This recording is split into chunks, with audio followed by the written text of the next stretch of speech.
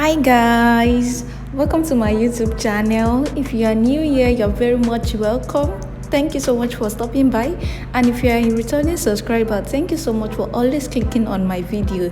So in today's video, I drafted the pattern for this beautiful bustier with a strap sleeve. So if this is something you want to learn how to draft, you want to learn how to sew, if this is something you really want to know about, just keep watching.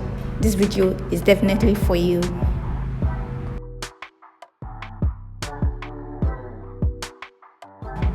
Welcome guys. So we start by measuring the basic length. So the first line is the upper bust, the second line is the armhole, the third is the bust line, the fourth is the under bust, while the last is the half length. So that first line is the upper bust, the second line is the armhole, the third line is the bust line, and the fourth line is the under bust, while the last line is the waist. The half length line. So we start by doing our shoulder. As you all know how to do the shoulder, you measure your shoulder measurement divided by 2 at the upper part, and at the lower part then you measure your bust again, then you divide the line into 2, you add half inch to it, then you connect the points. Just the normal way of drawing the line for the armhole. So that's what we've done here. So the next thing to do now is to go down by 3/4 inches, depending, you can use half, you can use 1, depending on how busted the client is or how busted you are. You just draw a straight line there, not too long, just a short straight line. Then you measure your nipple to nipple measurements divided by 2. Nipple to nipple measurement divided by 2. So for this person it's 7.5. 7.5 divided by 2, that's 3/4. So you just mark it there. So from the bust you just roll it down. From the armhole I just roll it down, but you start from the bust, you just roll it down from the bust. So that's what I measured there. So now at the upper parts, whatever you measured at the over there, you just add 1 inch to it. So I measured 3/4, so I'll be measuring 4/4 at the upper part. Then I'll connect the line from that upper bust to the bust area, just as I've done. So now it's time to think about that at this area. So I took 1.5 on the side, half inch on the other side there. So then I roll it out. Depending on how busted you are, you can do more and you can do less, depending on how busted the person is. So then I'll connect that line to the second line we draw at that bust area. The other line we drew at that bust area, that short line, you just connect it like that. Connect that one too in that manner. So now we move to this, so the upper part there. So I'll just take 1/4, depending, just 1/4. Then I'll connect that line with a curve, with the curve part of my French curve to the bust area. So that point we measure to the bust area, you just mark it like that. So that's that for the upper part. So that's what we have. So now the part I'm shading is that area, so that's the part we don't want. So now let's take our measurements here. So now at the bust area, whatsoever we remove over there, we add it back to it. So that's what I'm adding is 1 inch. Then I'll add my seam allowance 1.5.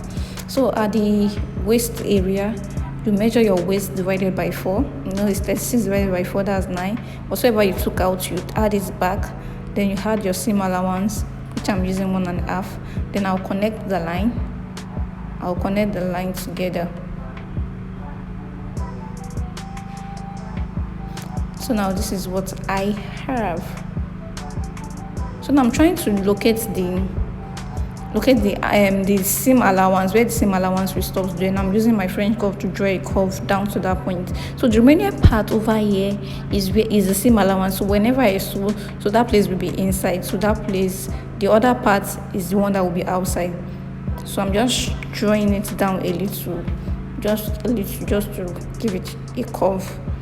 So now at that part, I'll go down by 1 inch, or I went down by 3/4, but you can do 1 inch if the person wants it to go down, like if you want the sweetheart neck to go down. So this is just a simple sweetheart neck, like not too deep. The sweetheart is not too deep. So I'm using 3/4. Then I'm drawing the curve to that part over there. So I'm just drawing it like that. So this is what I have. So now it's time to use my marker to just draw it out.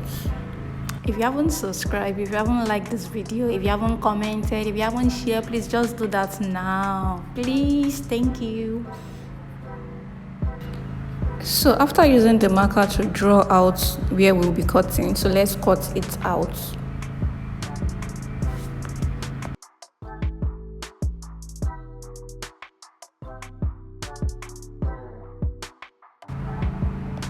So after cutting, this is what we have. So this is the front bodies. So now let's draft the back bodies.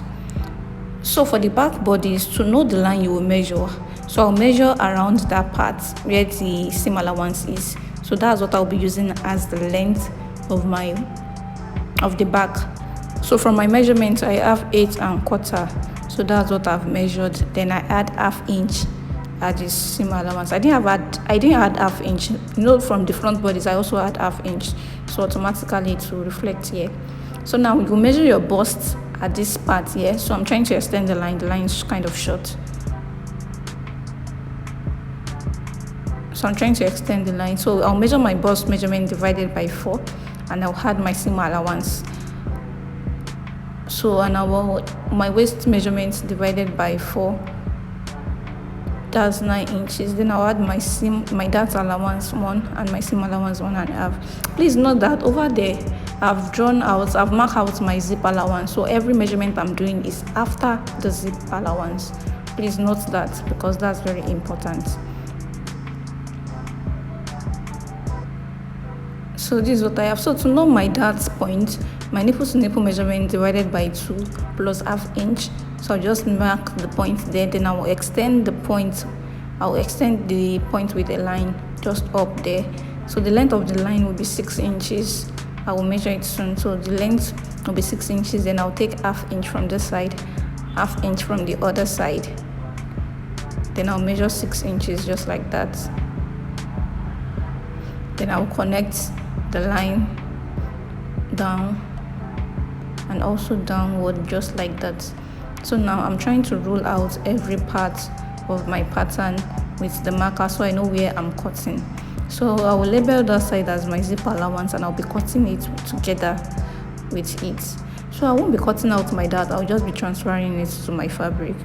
So this is the front pattern and this is the back pattern. As you can see, it is very easy to draft. Yeah, it is very easy to draft.